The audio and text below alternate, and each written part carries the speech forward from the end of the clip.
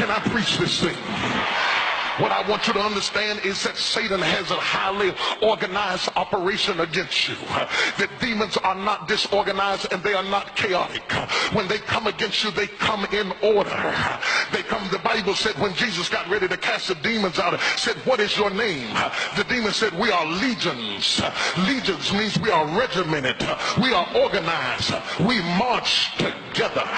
You must understand this, that when Satan marches, he marches in a spirit of unity. I would remind you that when they accused Jesus of casting out demons by the power of Beelzebub, he said, oh no, Satan has a kingdom, and Satan's kingdom is not divided. For a house divided against itself shall not stand. I would also remind you that from Genesis to Revelations, you will never see a demon fighting with another demon. You will never see a principality fighting with another principality. From Genesis to Revelations, you will never see a witch fighting against another witch. It's only when you look at church folk that you see preachers fighting against preachers, and churches fighting against churches, and Baptists fighting against Methodists, and Methodists fighting against principalities. It's because we don't understand order. Order. We got to get some order in the house of God. We got to get rid of every chaotic, wild spirit that's out of control, because disorder is a work of the enemy. God is not the author of confusion. Let everything be done decently and in order. Such three people say order in the house, order in the house, order. Get your rebellious hips out. We got to have order in this house. Whether the house is a church or whether the house is the house you live in, there has to come a point that you tell little Junior, if you're going to stay in this house, you got to get yourself together. As for me and my house, we will serve the Lord. Can I go deeper? Not only is the enemy after regions, he's after houses. When I say the enemy's after houses, I don't mean that he's just after your address. He's after everything born out of your loins. When the enemy sends a curse, he either sends it to a city or he sends it to a house. The house of David, the house of Issachar, the house of the Johnsons, the house of the Jakeses, the house of the Longs, the house of the Wilsons. That's why you see certain spirits that run through certain houses. If you will look at your family tree closely, you will find that you are still fighting your grandmama's devil, your mama's devil. Grandma got a divorce, your mama got a divorce, all of your sisters got a divorce, and now your marriage is coming unglued. It's a spirit. Slap somebody and tell them it's a spirit.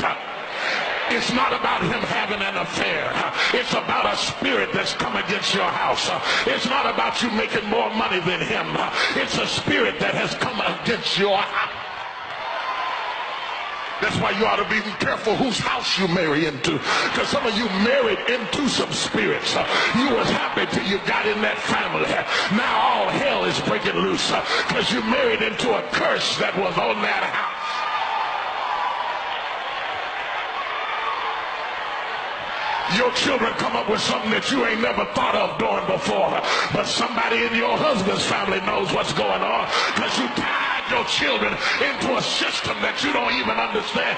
Now you got to deal with a Johnson demon, a Jackson demon, a Richardson demon. You don't even know how to minister to the child, because ain't nobody in your house ever come up with no mess like this. But some kind of way you tied them into a... God. Lord have mercy. Who am I preaching to in here today?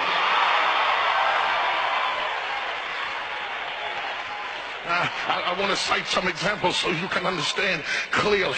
Rebecca was a trickster and a con artist. She was a racketeer. She was a deceitful woman. She lied and connived with her own husband, manipulating her own children. Her uncle Laban was a trickster, a con artist, a liar, and a whoremonger. Her son Jacob was a trickster and a supplanter and a con man and a rouseabout. Because when the demons get in the family, it says, suffer us not to leave the region. I want to remind you of David, dysfunctional from Jesse on down. ostracized by his father. David comes up. Yes, he was anointed, but he was dysfunctional. He was a whoremonger. He had a lust spirit. He had a demon that he couldn't get rid of. He came in through the rejection of his father, and the enemy saw a door open. It planted a seed in his life.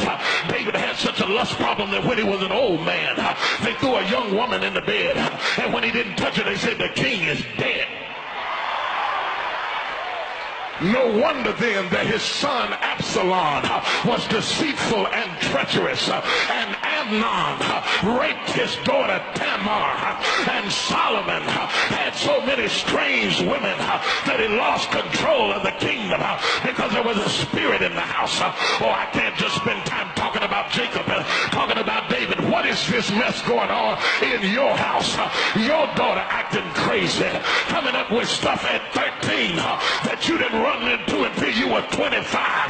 But that spirit is getting desperate because you're getting in the house of God, and the devil is saying, if I don't get her quickly, I'm afraid that the Holy Ghost is going to run me out of town. I don't know who I'm preaching to this morning, but the Lord sent me into this city, and I'm after a demon. I'm not going to stop till I get it. I'm going to preach till everything in here begins to shake.